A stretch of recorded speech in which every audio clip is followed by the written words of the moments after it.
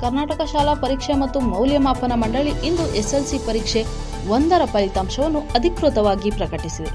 ಒಟ್ಟಾರೆ ಶೇಕಡಾ 66.14 ಮಕ್ಕಳು ತೇರ್ಗಡೆಯಾಗಿದ್ದಾರೆ. ಈ ಬಾರಿ ದಕ್ಷಿಣ ಕನ್ನಡ ಜಿಲ್ಲೆ 91.12ರಷ್ಟು ಫಲಿತಾಂಶದೊಂದಿಗೆ ಪ್ರಥಮ ಸ್ಥಾನದಲ್ಲಿದ್ದರೆ, ಕಲಬುರಗಿ ಜಿಲ್ಲೆ 42.43 ಫಲಿತಾಂಶದೊಂದಿಗೆ ಕೊನೆಯ ಸ್ಥಾನಕ್ಕೆ ತೃಪ್ತಿಪಟ್ಟುಕೊಂಡಿದೆ. ಬೆಂಗಳೂರಿನ ಮಲ್ಲೇಶ್ವರಂ ಕಚೇರಿಯಲ್ಲಿ ಇಂದು ಬೆಳಗ್ಗೆ 11:30ಕ್ಕೆ ಮಂಡಳಿಯ ಅಧಿಕಾರಿಗಳ ಜೊತೆ ಸುದ್ದಿಗೋಷ್ಠಿ ನಡೆಸಿದ ಶಿಕ್ಷಣ ಸಚಿವ ಮಧು ಬಂಗಾರಪ್ಪ ಫಲಿತಾಂಶವನ್ನು ಪ್ರಕಟಿಸಿದರು. ಈ ಬಾರಿ 22 ವಿದ್ಯಾರ್ಥಿಗಳು ರಾಜ್ಯಕ್ಕೆ ಪ್ರಥಮ ಸ್ಥಾನ ಪಡೆದಿದ್ದಾರೆ.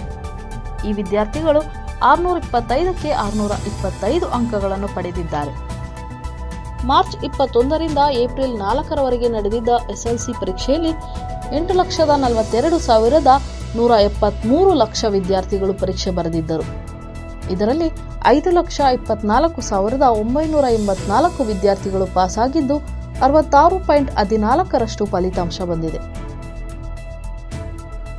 ಕರ್ನಾಟಕದಾದ್ಯಂತ 15,881 ಪ್ರೌಢಶಾಲೆಗಳಿಂದ 4,61,563 ಹುಡುಗರು ಮತ್ತು 4,34,884 ಹುಡುಗಿಯರು ಪರೀಕ್ಷೆಗೆ ದಾಖಲಾಗಿದ್ದರು. ಶೇಕಡಾ 74ರಷ್ಟು ಫಲಿತಾಂಶದೊಂದಿಗೆ ಈ ಬಾರಿಯೂ ಹೆಣ್ಣು ಮಕ್ಕಳೇ ಮೇಲುಗೈ ಸಾಧಿಸಿದ್ದಾರೆ. ಗಂಡು ಮಕ್ಕಳು 58.7ರಷ್ಟು ಫಲಿತಾಂಶಕ್ಕೆ ತೃಪ್ತಿಪಟ್ಟುಕೊಂಡಿದ್ದಾರೆ. ಉತ್ತರ ಪತ್ರಿಕೆಗಳ ಸ್ಕ್ಯಾನ್ ಪ್ರತಿ ಪಡೆಯಲು ಮೇ 7ರ ಕೊನೆ ದಿನವಾಗಿದ್ದು, ಶುಲ್ಕ ಪಾವತಿಗೆ ಮೇ 8 ಅಂತಿಮ ದಿನವಾಗಿದೆ. ಉತ್ತರ ಪತ್ರಿಕೆಗಳ ಮರು ಮೌಲ್ಯಮಾಪನಕ್ಕೆ ಮೇ 11ರವರೆಗೆ ಅವಕಾಶ ನೀಡಲಾಗಿದೆ.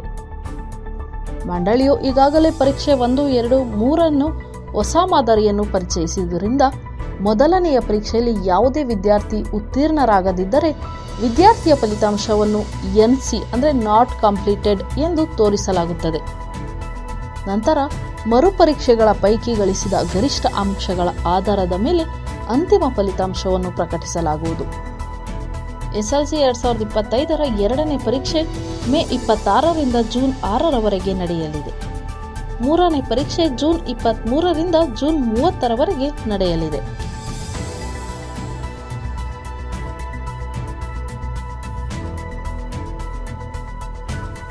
ಮೆಂಡು ನ್ಯೂಸ್ ನೆಟ್ವರ್ಕ್, ಸತ್ಯದ ಕನ್ನಡಿ.